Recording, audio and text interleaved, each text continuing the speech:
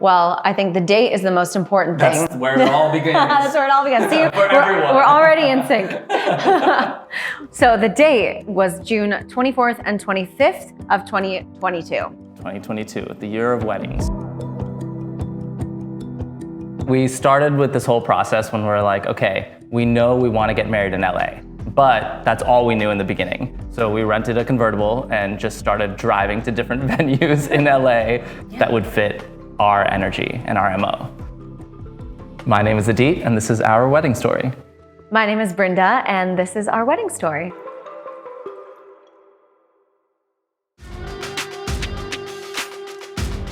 Actually, our thinking before COVID and before life changed was to do a destination wedding. That was going to be the dream. And then, because both of our fathers are unfortunately disabled and aren't able to travel as easily, we're like, how can we get that feeling and still give it like that luxury feel, destination? And we landed at Terranea. And for a guy like me from the East Coast, it's like beach, coast, but still luxury and like got that California vibe.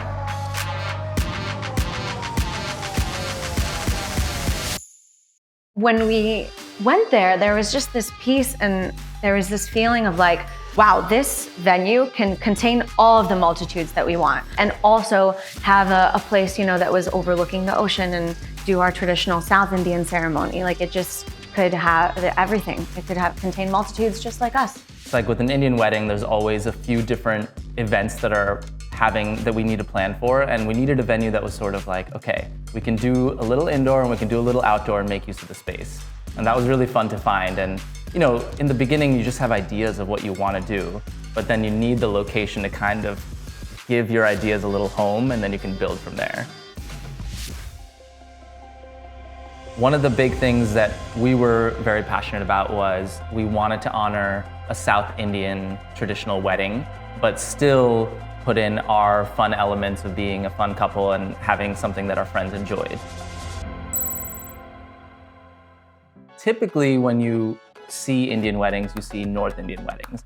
So you have like a lot of the big Sangeet party, and you have like a lot of the big colorful, and you have a lot of the like big song and dance sequences. And South Indians, for better or for worse, are very serious people. They're very meditative. And so for us, all the logistics involved early morning start. And that was a big challenge for us because technically South Indian people start weddings at like 7 or 6 a.m. I think we ended up negotiating 8 o'clock. 8 o'clock. We tried to incorporate like little pockets of things that our friends could do and family members and older people who, wanted to sit and watch the wedding. There was a section where people did that. It was surprisingly dynamic, even for a 4-hour ceremony. You think about the heat and the sun, and like, that was just something that we were like, we have to have that. We gotta have a tent, otherwise it's gonna be tough. Planner and vendor was like, I don't think you should do it. It's gonna mess up the aesthetic. And we're like, you haven't been to an Indian wedding where you're outside for 4 hours and you hear the aunties and uncles complaining about the sun. Like, we need this. And I'm so glad because it turned out awesome. Our amazing floral team, so Shauna Yamamoto Event Design, was who we ultimately selected as our vendor for flowers. And I could not be more grateful because one big reason why we decided to go with them was that they were actually down with our idea of putting a tent in. North Indians get to have so much fun at their wedding with like amazing designer outfits. Like South Indians, it's like white. It's just white, that's what it is. So I was like, you know what, I'm gonna design this, and got someone in India that my mom recommended named Shashi Rekha. And she created a custom like white kurta suit, and I really liked it. It was like simple and plain, but really well done. I have had my eye on a lot of Indian designers. I mean, I love staying up to date with fashion trends and finding new up and coming innovative creatives who are like really making things that, like you said, aren't just the usual template thing.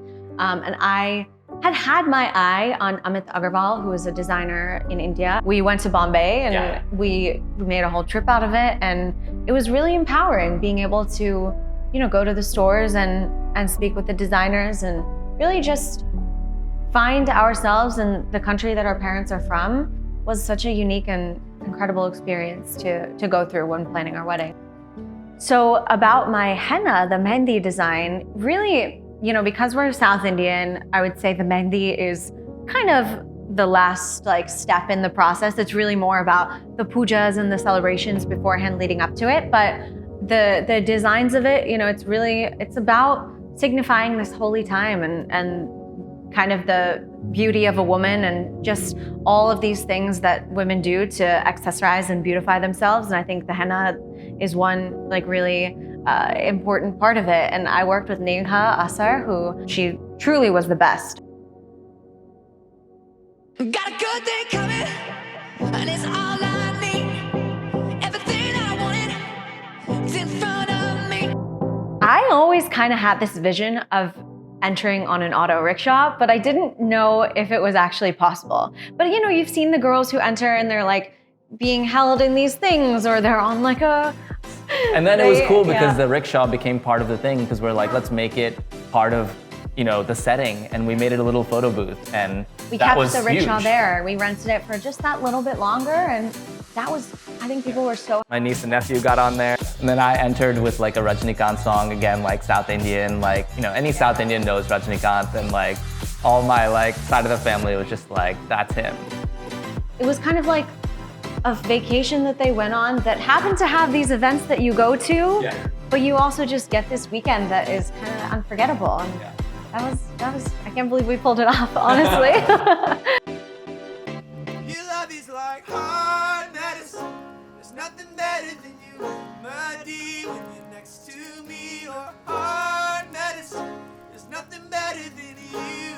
So Friday was nuts because we woke up at basically 4 in the morning, had the ceremony that goes till like noon. Then you have lunch, you have a tiny break.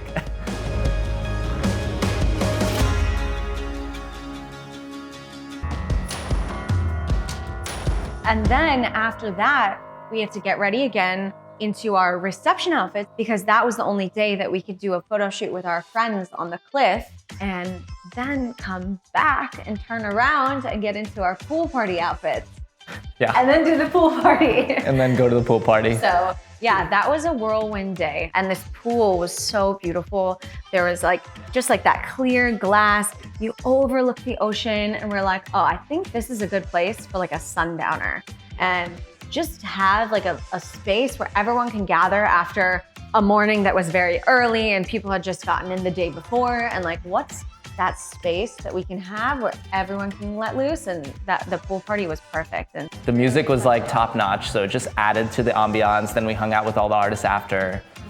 We got to have a little more like fun with our outfits. Like I wore Nike sneakers with a traditional Indian kurta top and a t-shirt.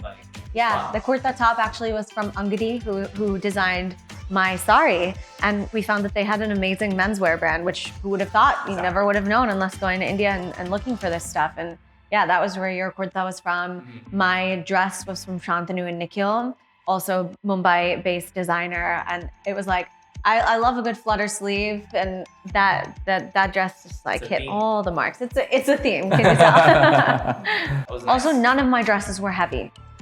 They were super light, all of them. On Saturday, we had basically the entire day free until the reception, which started at like 6-ish.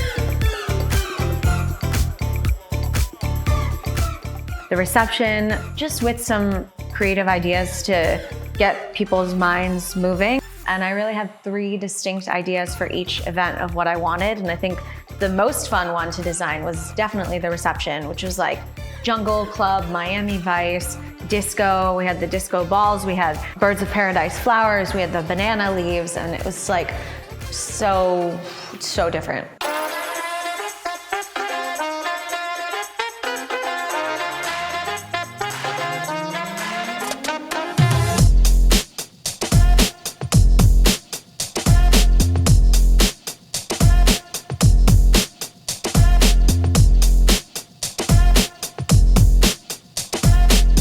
Our family in India who couldn't come tuned into the stream, and like I remember during the stream talk with Ballerina, it was like, oh, I don't know if we should do this, like I don't know if it's worth it, I don't know if the quality is going to be good, But actually that thing ended up having like 500 people that, you know, half of whom I can't tell you that I know personally, but I think got it a was lot of just messages from that. a Zoom link that was forwarded many, many times on WhatsApp.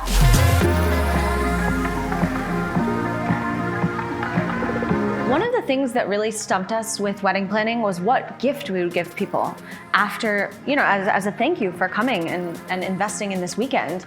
So I think there was something interesting about the NFT that felt permanent in a way that was sort of unique from just giving a cookie or a candle or whatever.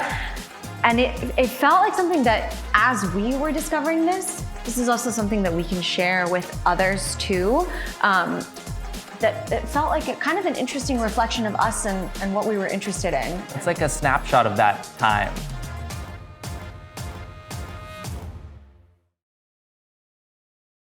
I just wanna feel like this, living life, no regrets. I think it was like the next day we said bye to most people and everyone's like leaving, including family. And then we flew to Hawaii. When we were on that plane going to Hawaii and we just were right there with each other being like, we pulled this off. We pulled this off. I feel like, you know, our wedding was our first time of basically lighting up a room of people and putting on a show, and I want to be able to do that in a bigger scale in the next 10 years. I want to make films, I want to relate to people and show the light and give people something to look forward to, and I think we can do that, you know. I'm inspired by what we can create, but I think it's also about it takes a village to do these things, and you really got to find your collaborators, and you know, it's like one thing to have a vision and it's another thing to execute it.